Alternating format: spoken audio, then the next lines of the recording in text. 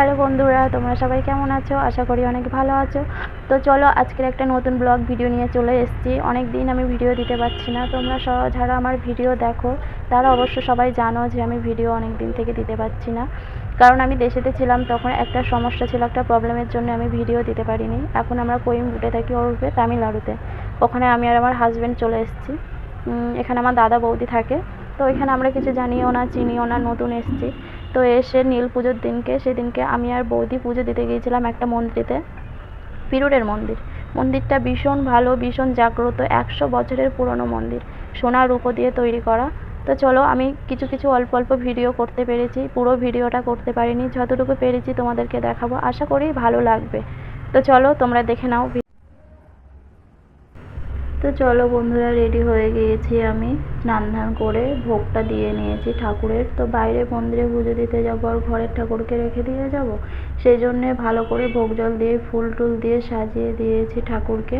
দিয়ে এবারে বার হব। আমি বার হওয়ার সময় ভিডিওটা করতে পারিনি, আমি বললাম যে একটু সমস্যা ছিল, তাড়াহুড়ো করছিলাম, সেই জন্য পুরো ভিডিওটা আমি দিতে পারিনি। দেখো ট্রেনে উঠে গিয়েছি, গিয়ে একটা কত সুন্দর মন্দির দেখতে পেয়েছি। আমরিতা চলো ভিডিও করে নিই একটা।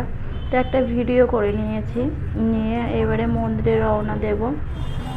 মন্দিরে এসে গিয়েছি, দেখো মন্দিরের বাহিরে ভিডিওটা করলাম। এবারে চলো মন্দিরের ভিতরটা তোমাদেরকে দেখাই। মন্দিরের ভিতরটা এত সুন্দর, এত সুন্দর, আমার তো ভীষণ ভালো লেগেছে। 100 বছরের পুরনো মন্দির, তো ভালো লাগবে না? এর একটা রহস্য আছে কিন্তু। এখানে যে বাবা ভোলানাথের মূর্তিটা আছে, তার ভিতরে গেলে তোমার কিন্তু ভিডিও করতেও দেবে না, ছবিও তুলতে দেবে না। আমি ভিডিও করেছিলাম, আমার ফোনটা কেড়ে নিয়েছিল, বলেছে এরপরে যদি কোনো ভুল হয় তাহলে ফোন কিন্তু আর দেবো না।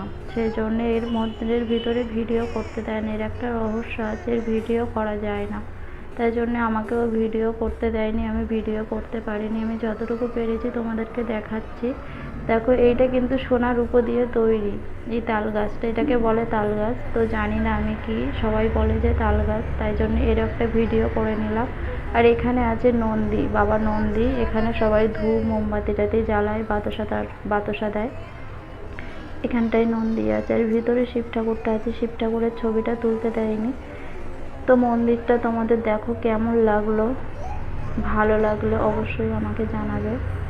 দেখো কত ঠাকুরের ছবি রয়েছে, মূর্তি বানানো রয়েছে, অনেক রকম ঠাকুরের মূর্তি আছে। আরও তো পুরো মন্দিরটা আমার ভিডিও করা হয়নি, আমি যতটুকু পেরেছি তোমাদেরকে অল্পটা ভিডিও করে দেখিয়েছি। মন্দিরের বাহিরে আরও অনেক কিছু আছে, সেটা দেখাতে পারিনি আমি। দেখো মন্দিরটা ভীষণ সুন্দর, অসাধারণ, 100 বছরের পুরনো মন্দির। তো মন্দিরটা কেমন লাগলো তোমাদেরকে, তোমরা কিন্তু অবশ্যই আমাকে জানাবে। আমি কিছু ঠাকুরের ছবি তুলেছিলাম, দেখো এগুলো বাহিরে, আর ভিতরে বাবা ভোলানাথের ছবিটা তুলতে দেয়নি। এটা হলো বাবা গণপতি বাপ্পা। আর মন্দিরের এই ছবিগুলো দেখো অসাধারণ। আমি আর বৌদিও কিছু ছবি তুলেছিলাম মন্দিরের ভিতরে গিয়ে, সে ছবিগুলো তোমাদেরকে দেখিয়ে দিলাম। আশা করি তোমাদেরকে ভালো লাগবে।